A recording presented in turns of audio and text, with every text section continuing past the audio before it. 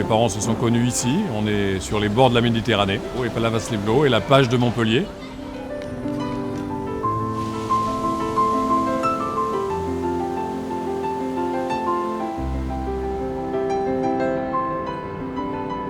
Alors j'ai commencé le judo en 1963, donc à la Cité de l'énergie atomique.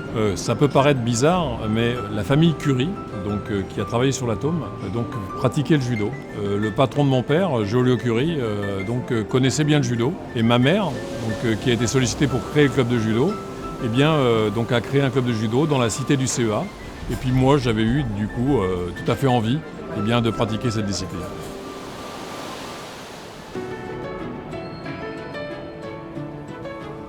J'avais jamais pratiqué de sport avant.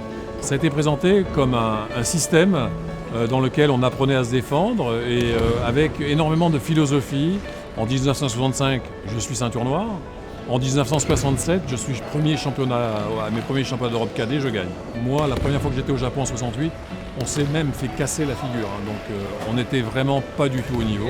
Et petit à petit, en 71, 72, 73, on commençait à être fort, vraiment très fort. Et en 75, j'ai eu la chance, moi, d'être le premier Français à être champion du monde.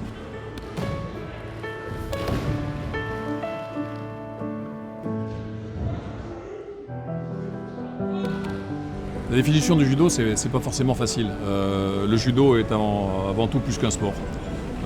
C'est un moyen d'éducation important et c'est comme cela qu'on le développe en France.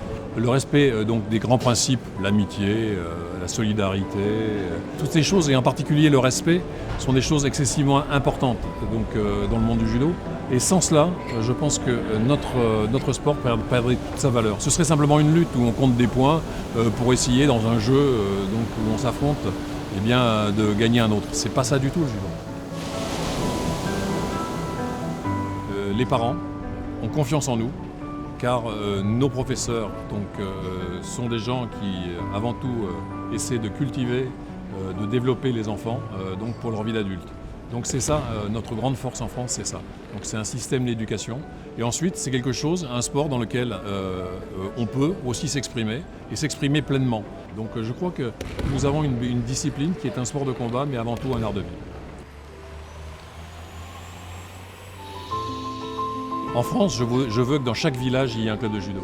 Et là, je voudrais que dans chaque pays, dans chaque capitale, dans chaque grande ville du monde entier, il y ait du judo. Parce que le judo est un moyen d'éducation et c'est un complément à l'éducation extraordinaire. Donc entre l'éducation qu'avait prévue Jigoro Kano en 1882 et aujourd'hui, c'est pas tout à fait la même chose. Effectivement, il y a eu des aménagements qui ont été faits, mais par contre l'objectif est le même, c'est de créer des citoyens pour le monde de demain qui, par l'éducation, permettront avant tout à la société de s'améliorer.